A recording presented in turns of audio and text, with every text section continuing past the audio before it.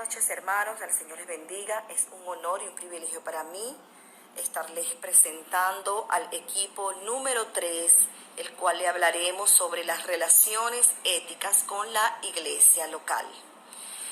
Este equipo está conformado por Jazmín Rodríguez, Nilda Zárraga, Ramona Bolívar, Perla Sánchez y mi persona, Raiza Rivas.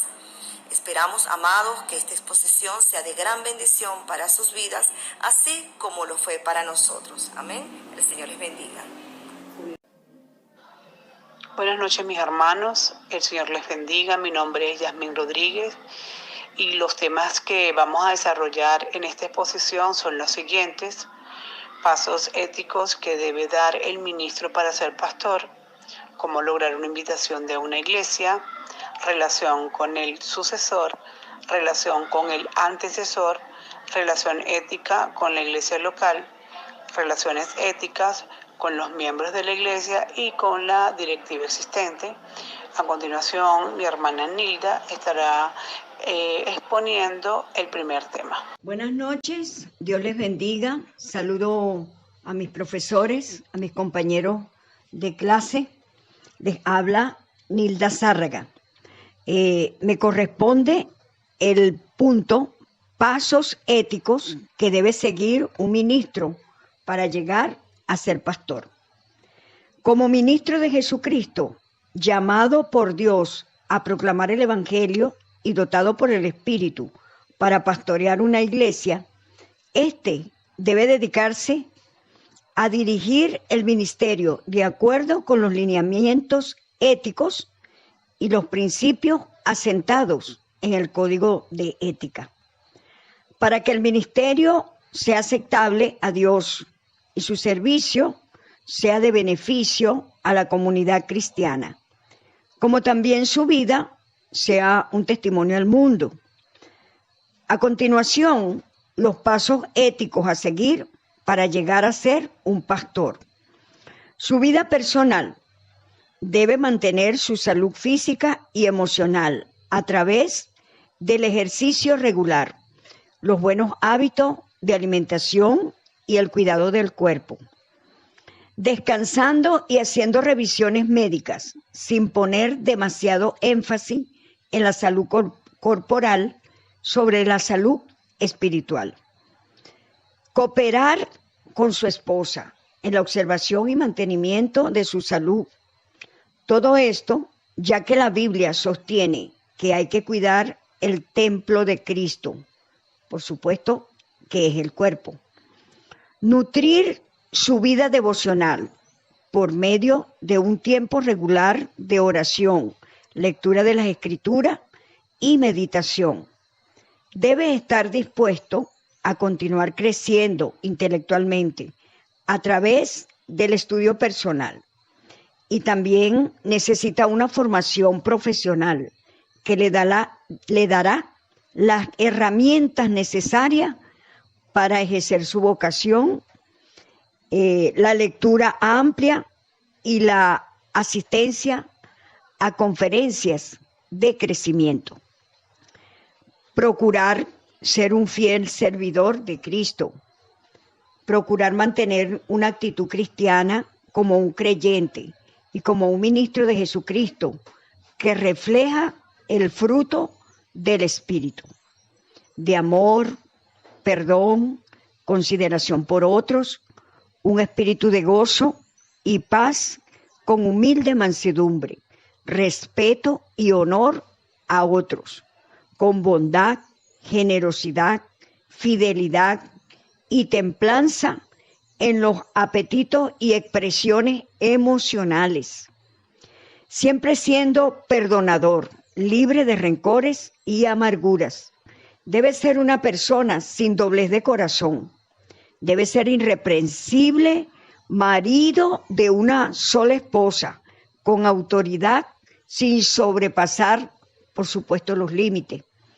Vigilante, decoroso, hospedador, apto para enseñar, no dado al vino, no pendenciero, no codicioso de ganancias deshonestas, sino moderado, apacible, ajeno de avaricia, que gobierne bien su propia casa, que tenga a sus hijos en sujeción con toda honestidad. Eso lo podemos leer en 1 de Timoteo, capítulo 3, verso 2 al 4, y en Tito, capítulo 1, desde el verso 7 al 9. Debe guardarse de influencias que puedan perjudicar su santidad, como malas amistades, pornografía, música mundana y cualquier otra cosa que pueda tentar a la pereza o al pecado. Ser honesto y responsable en sus finanzas, por supuesto, no deudor. Debe tener la templanza y autocontrol. Debe ser lleno y sujeto al Espíritu Santo, siendo empoderado de Él. Eso lo vamos a leer en Hechos, capítulo 13, verso 52. Debe ser un hombre de alta confianza, no chismoso. Ser un ministro enseñable, como lo dice Tito, capítulo 1, verso 9 al 10. Debe ser un ministro con valor y coraje, que esté dispuesto a enfrentarse a los embates y a emprender en el ministerio que Dios le otorga. Debe ser un ministro obediente, sujeto y respetuoso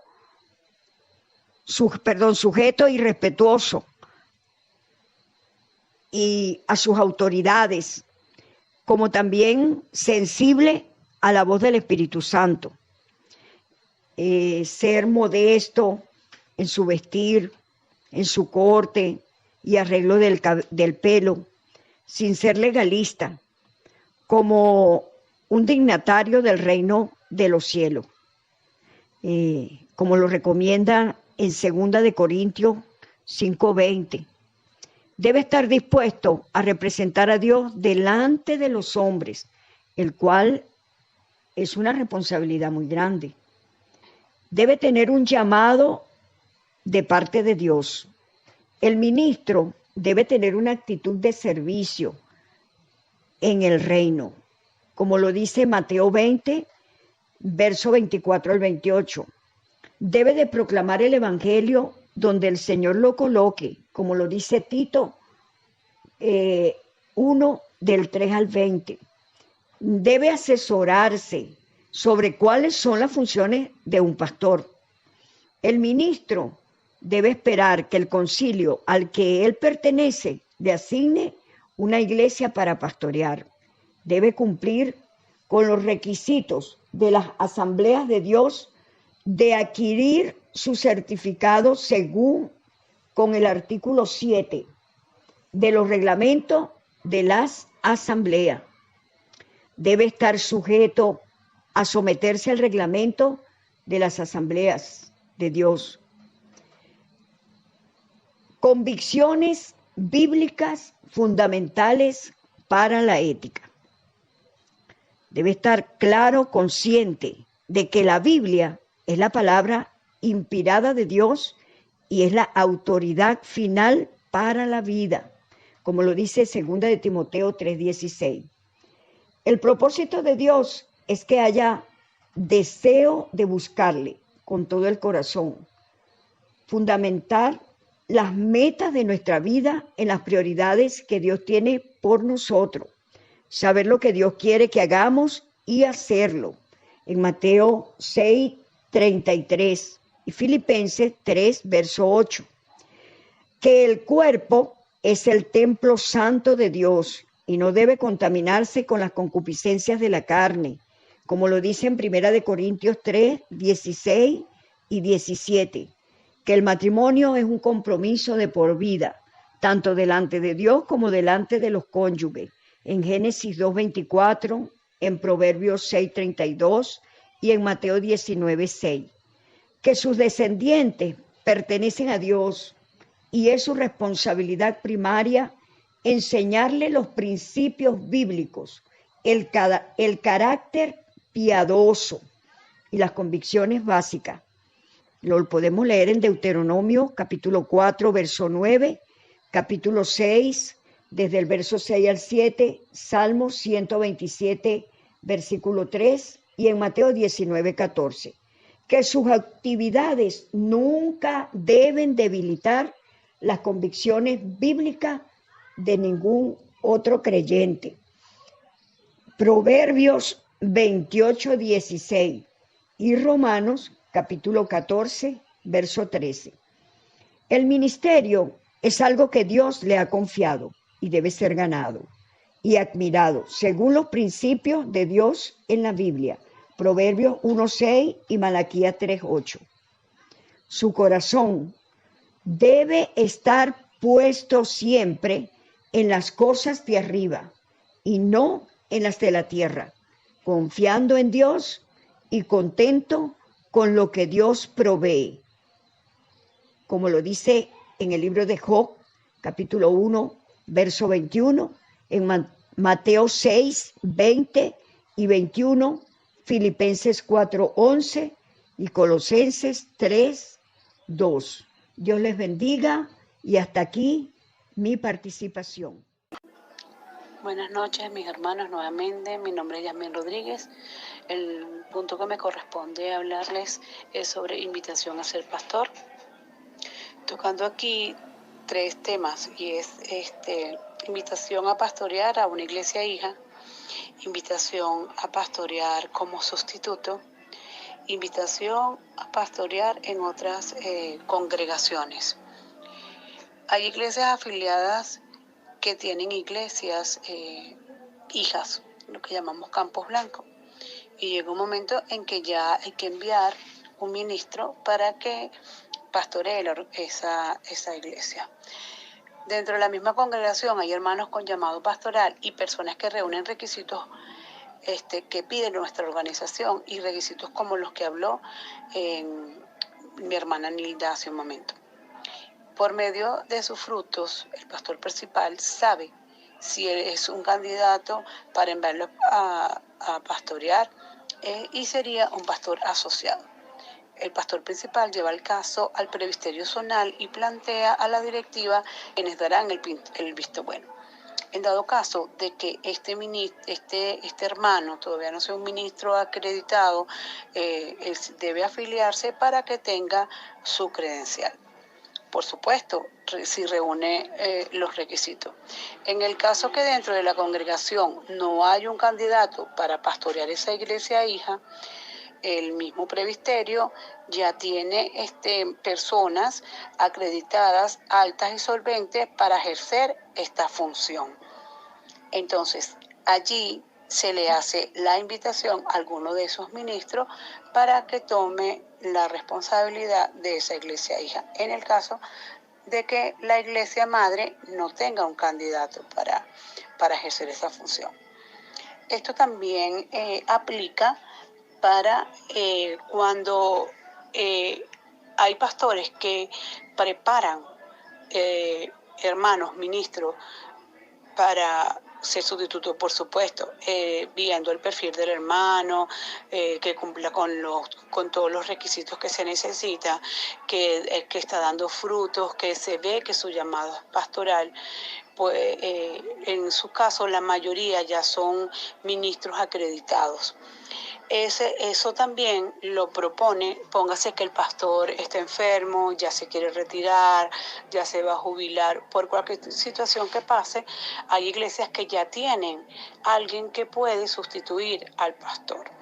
Igualmente, el mismo procedimiento es el presbiterio zonal, si decide si esta persona se queda, si va a elecciones o si traen otros candidatos, o dentro de la misma iglesia pueden haber varios candidatos, y se hace un plebiscito en el cual dependiendo de los votos, el 80% de la directiva debe estar de acuerdo, y en la congregación de miembros activos en comunión, el 50 más 1. Eso sería en el caso entonces de llevarlo a votación. Así se hace la invitación. En el caso de que son congregaciones que el ministro va por primera vez, se le invita primero a predicar, que la iglesia ya lo vaya conociendo, la iglesia, la directiva, el presbiterio lo unge, el hermano empieza a trabajar por un periodo de tiempo, hasta que luego la misma iglesia entonces también hace un plebiscito, si el hermano se va a quedar o no. Aproximadamente en 3 meses se ve el trabajo del hermano para luego hacer el plebiscito. Entonces, estas son lo que se debe hacer como invitación. Y viendo nosotros ética, deberíamos de tomar en cuenta de que una persona con llamado a ser pastor no debe ofrecerse ni promocionarse. Simplemente debe prepararse teológicamente, prepararse, si es posible, secularmente.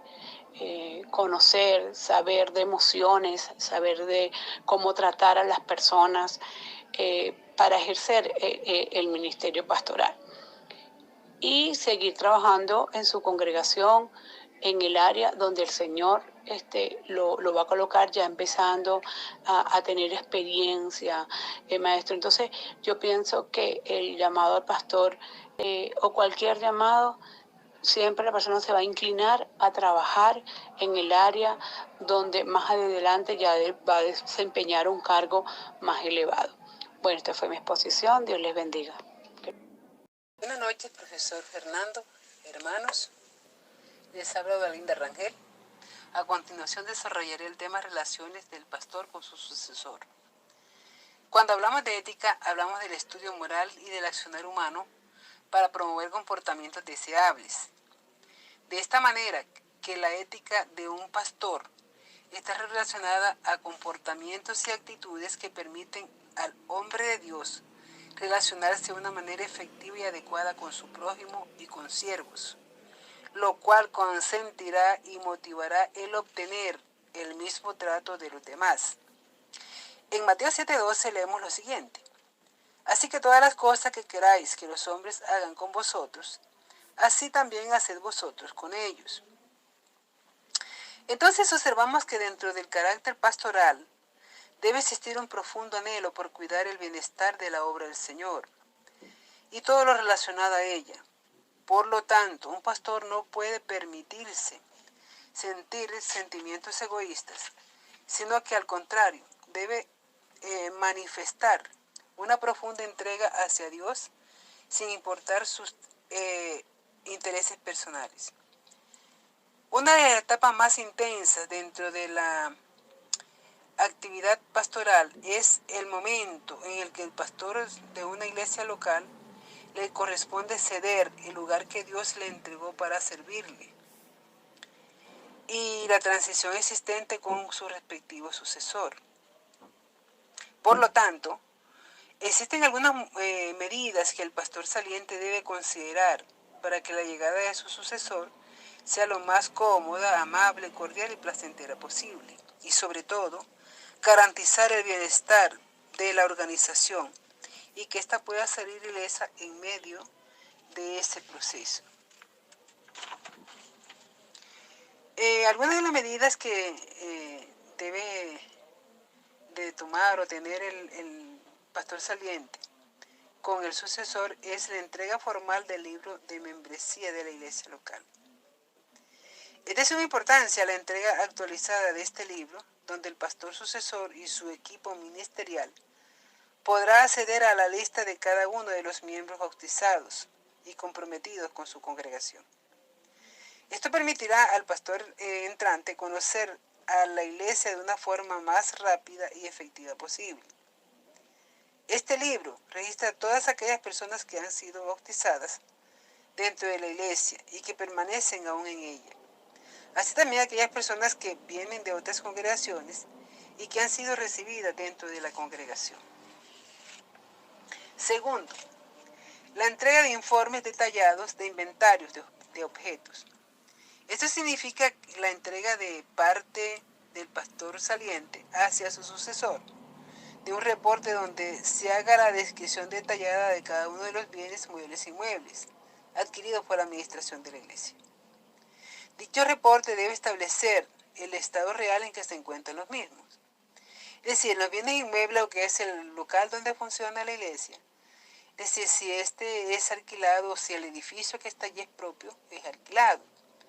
O si también han obtenido terreno, todo eso debe ser del conocimiento del pastor sucesor. Tercero, entrega de reportes financieros. Dentro de la ética del pastor saliente, debe existir una obsesión por tener las cuentas claras. Esto quiere decir que deben entregar informes detallados relacionados a la relación financiera de la iglesia. Estos reportes deben detallar el balance general de la iglesia, sus activos, sus pasivos, así como cualquier otro tipo de operaciones financieras en la que se encuentra la iglesia local. Esto ayudará a su sucesor poder planificar su gestión de una forma sana, hablando en lo económico, y aplicar su visión con mayor eficacia. Estas serían las principales medidas que deberá tomar el pastor saliente para tener una relación ética ministerial con su sucesor. Mis hermanos, gracias. Esto es todo. Dios les bendiga. Buenas noches, amados hermanos. El Señor les continúe bendiciendo. Mi nombre es Raiza Rivas y continuamos con nuestra exposición. Me corresponde hablarles sobre las relaciones con el antecesor. Esto no es más que la relación que debe tener el pastor que sale con el pastor que entra. Amén. Y una de las cosas que va a enfrentar este pastor que entra son los cambios. ¿Qué cambios se deben hacer en esa nueva congregación? Tenemos que todos los cambios deben estar dirigidos en pro de la congregación bajo la dirección del Espíritu Santo. Si se van a hacer cambios, se deben hacer cambios a manera de forma, amén, pero no de función. Es decir, las funciones, no se deben cambiar las funciones de la doctrina, no se deben cambiar las funciones de un pastor, pero sí de forma. Se puede cambiar la forma de hacer los servicios, el horario, la forma en que está decorada la iglesia. Esos cambios sí se pueden hacer. Amén. Otros de lo que debe tomar en cuenta este pastor entrante es que no se deben hacer los cambios de manera brusca, aunque urja hacerlos, pero tampoco puede tardar en realizarlos. Se debe hacer en el momento en que el clima de tensión haya bajado. Reconocemos que cuando sale un pastor de la congregación, ya sea por una causa u otra, eso va a generar tensión dentro de la congregación porque ha estado apegada por mucho tiempo a su pastor. Amén.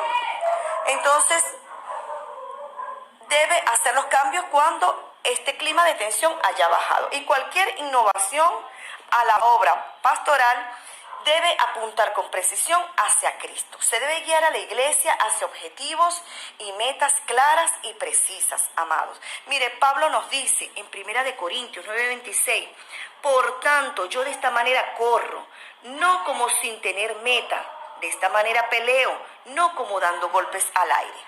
Este pastor que entra no debe llegar como dando golpes al aire. Él debe entrar con una meta precisa, con objetivos claros. Él sabe al propósito con que el Señor lo llamó a ese lugar. Amén. Entonces, si va a enfrente lo que tenga que hacer, ¿verdad? Si él va a enfrentar la deshonestidad, la falsedad, la injusticia social, la inmoralidad, el desorden, el mal uso de los dones, etc., este pastor debe estar claro en lo que llega a esa congregación para cambiar.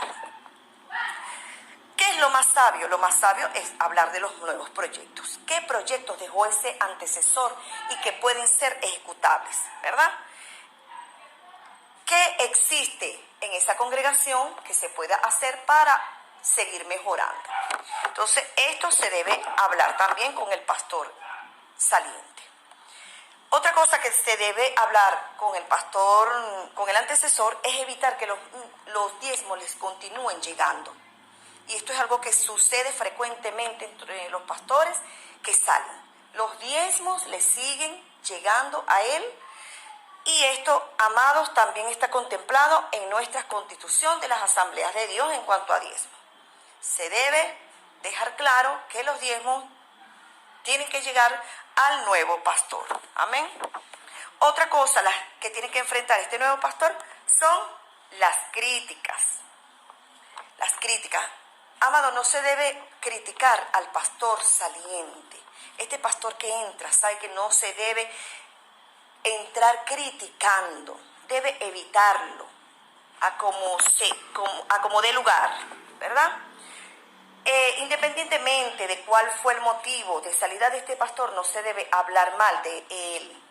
Efesios 4:29 nos dice: no salga de vuestra boca ninguna palabra mala, sino solo la que sea de buena para edificación, según la necesidad del momento, para que imparta gracia a los que le escuchan. Sabemos que las críticas no solo afectarán al pastor antecesor, sino que afectarán a toda una congregación. Entonces, este pastor que entra está dado es para construir, para unir al cuerpo de Cristo y no para dividirlo. Amén.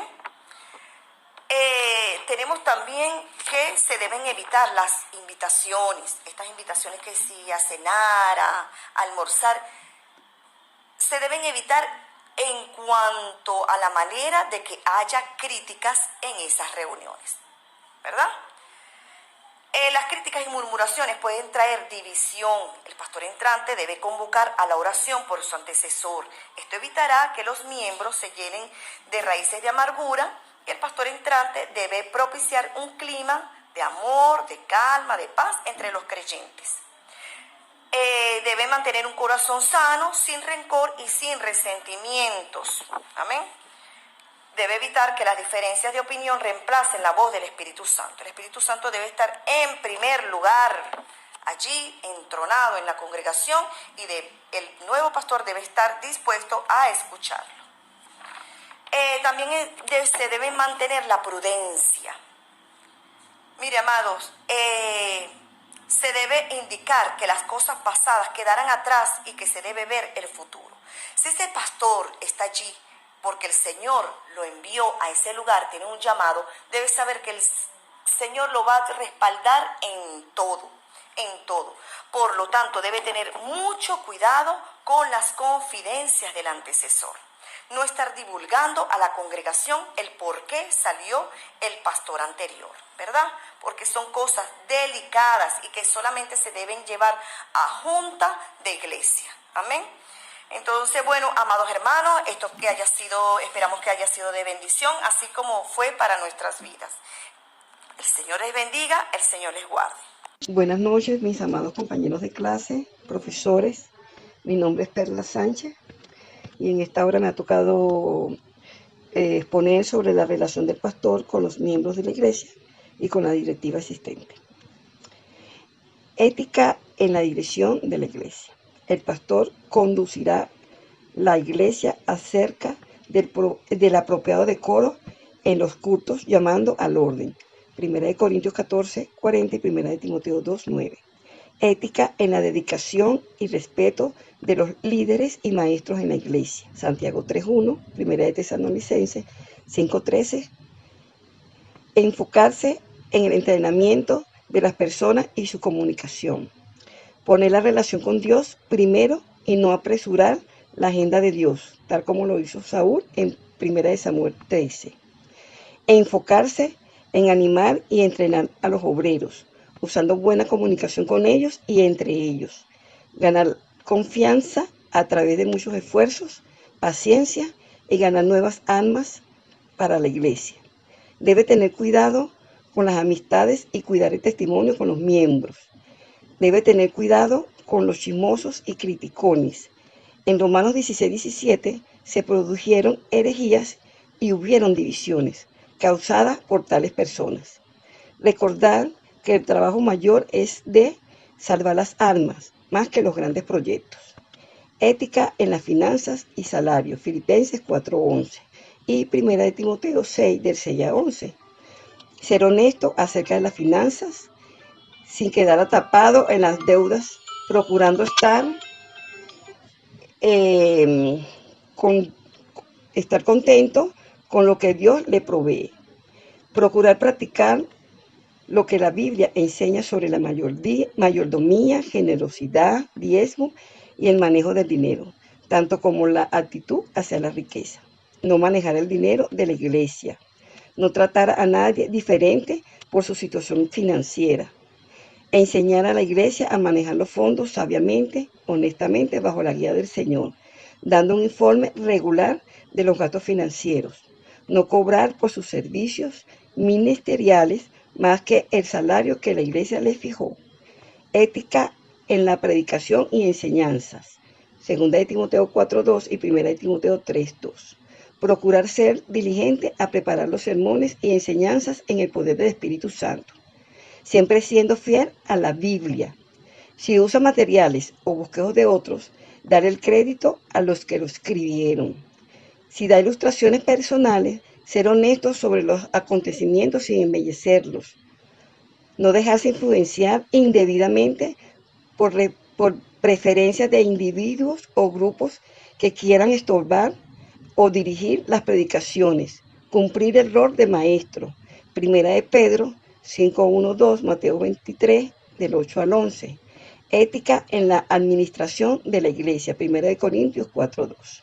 Procurar ser siempre justo, sin perjuicio, para el mejor servicio a toda la iglesia, para que la administración sea irreprochable. Procurar tratar a todos los obreros con respeto y agradecimiento. Procurar dirigir la iglesia a hacer todo legalmente en cuanto a las leyes de los derechos de autor, los procedimientos de consejería y en las relaciones de la iglesia con el gobierno. Ética en la consejería pastoral. Hebreos 10:24-25. No decir que es un experto en áreas de consejería si no tiene preparación adecuada para eso. Debe referirlas, si es necesario, a otros profesionales, médicos, abogados, consejos profesionales, entre otros. Procurar mantener una confianza estricta con los aconsejados y aclarar cuáles son las reglas y no revelar lo que le confiesan en privado, salvo en casos donde hay peligro para el aconsejado o para terceros. No aconsejar en privado a mujeres sin la presencia de su esposa para eliminar rumores y malos entendidos y tentaciones. Dedicar sus fuerzas también a otros ministerios de la iglesia. No cobrar por los servicios de consejería, salvo que sea un negocio de consejería profesional aparte del trabajo de la iglesia. Ética en el cuidado pastoral. General. Procurar estar presente cuando es posible y razonable para animar a los miembros enfermos o en luto cuando le llamen a su casa o al hospital. Procurar balancear el tiempo que dedica al cuidado personal de las familias individualmente con responsabilidades a otros aspectos del ministerio. Preparar a otros miembros para llevar a cabo el ministerio de animarse unos a otros en vez de hacer que los miembros dependan de la presencia del pastor. Ética en las bodas. Aceptar la responsabilidad de casar a los miembros dentro de las normas y convicciones bíblicas. Aceptar la responsabilidad por casar o rehusar casar a cualquier pareja. Procurar ser honesto y abierto en comunicar sus convicciones y normas para matrimonios. Casar a una pareja después de la consejería apropiada, normalmente entre 4 a 12 secciones. Solo casar a personas que no han sido divorciadas, Romanos 7:3. Casar a los menores de edad con la aprobación de sus padres y que sean maduros para casarse y que han prometido con sinceridad vivir de acuerdo con los votos matrimoniales. Si las personas divorciadas o mujeres embarazadas desean una ceremonia, se puede considerar, pero no se debe oficiar una boda, salvo para parejas que han vivido en santidad antes del matrimonio. Se les debe animar a casarse por lo civil y luego poder celebrar la ceremonia en la iglesia. Ética en los funerales.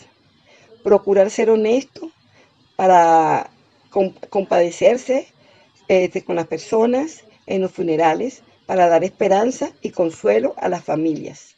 No comprometer la enseñanza bíblica para hacer que los seres queridos se sientan mejor con una esperanza falsa, pero sí tratar de ofrecer ánimo y consolación bíblicamente, pero siempre compartiendo el Evangelio en el funeral.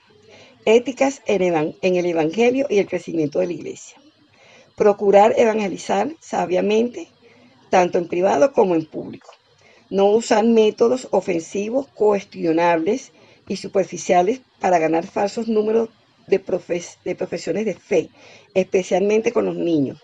No publicar números inflados de conversiones o bautismo. No convencer a miembros de otras iglesias a venirse a la suya, especialmente si estos están disgustados. Ética cuando hay cambio de ministerio y dimisión como pastor de la iglesia.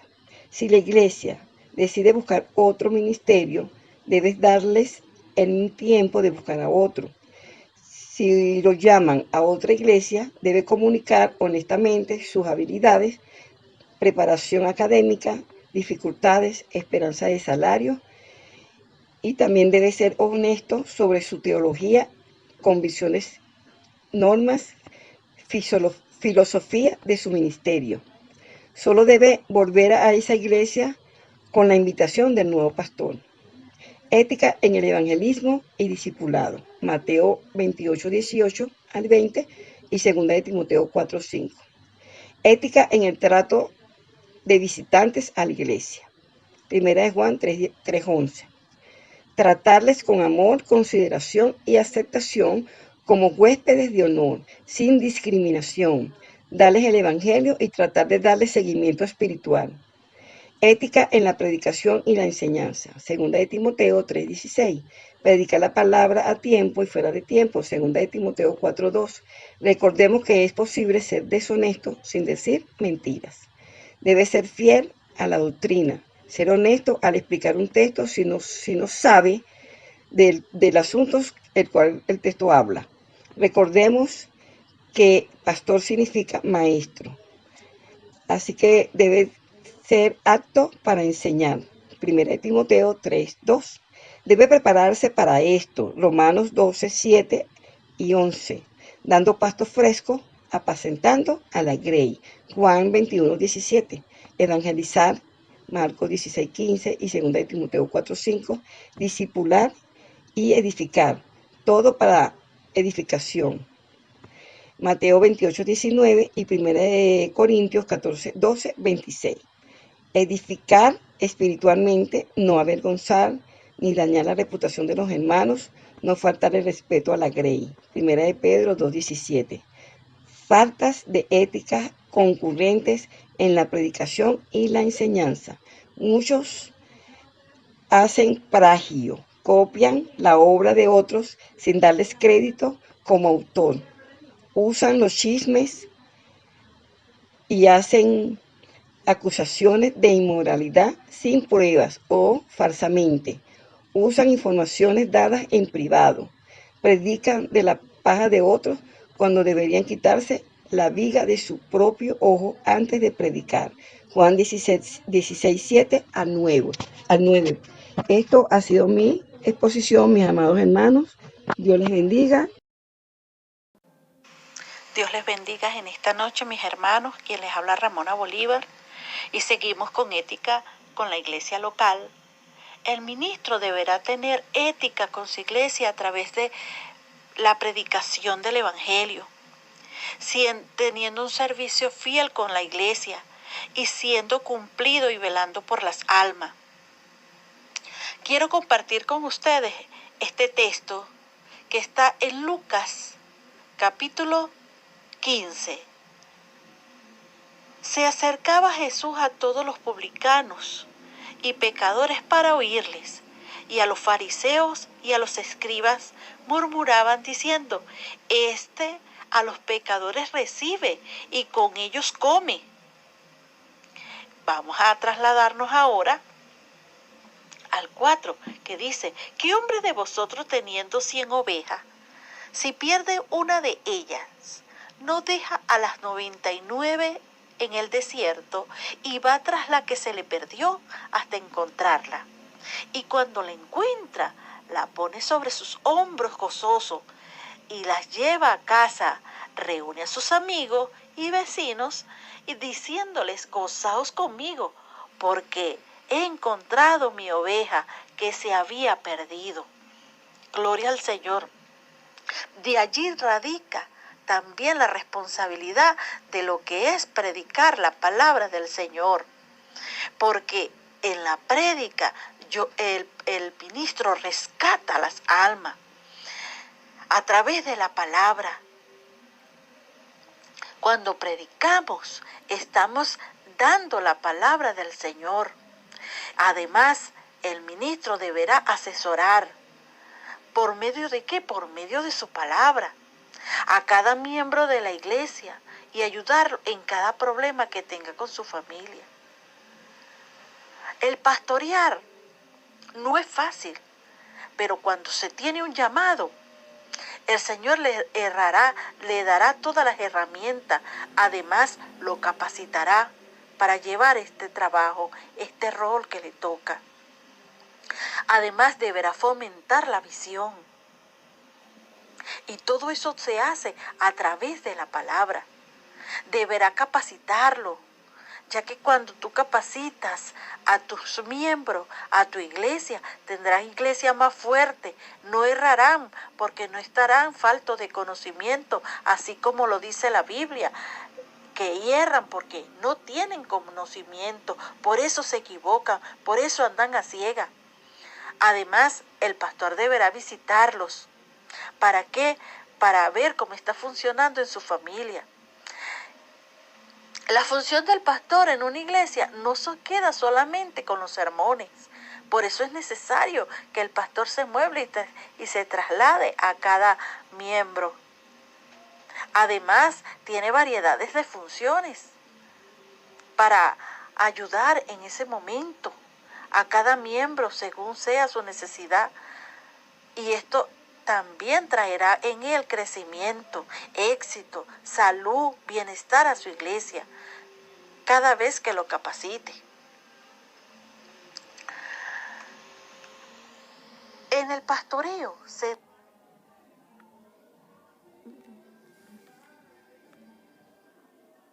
muchas visiones, también se dan muchos escenarios.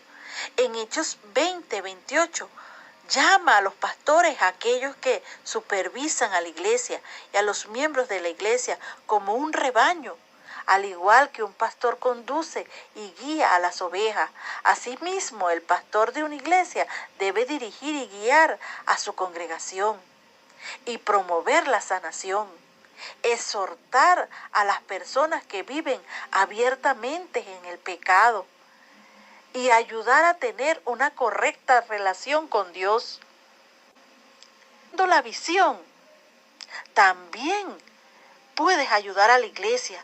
¿Cuál es tu visión? ¿Hacia dónde tienes pensado llegar en ese camino? Deberás implementar la ética del apoyo de cada miembro. Como por ejemplo, el pastor puede enfocarse fuertemente en la obra misionera, la educación, los solteros, las parejas, a los hijos, aunque toda la iglesia tiene algún aspecto de todos estos ministerios. La visión del pastor a menudo hace hincapié en uno a uno de estos roles. Una vez que determina su visión, la comparte con la congregación y asigna a cada persona un rol para que lo ayuden a seguir adelante, así como el cuento de la carreta, que necesita que lo ayuden a empujarla, porque solo no puede. Por eso tiene que enseñar, tiene que capacitar. El pastor enseña y capacita a los predicadores, a los aspirantes de pastores. Es más, tanto es así que se da cuenta quién está preparado para asumir este rol, para seguir adelante como pastor y, ¿por qué no?, para ser su sucesor.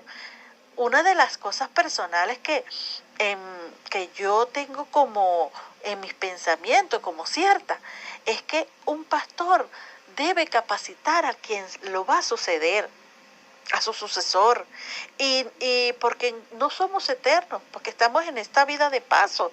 Por eso es necesario que ya cada ministro esté capacitando al que lo va a suceder, así como lo hizo Elías con Eliseo, que ya lo había preparado, Moisés con Josué, perdón. Y todo esto va a suceder dentro de ¿qué? De la etapa de la capacitación. Por eso el pastor debe ser responsable,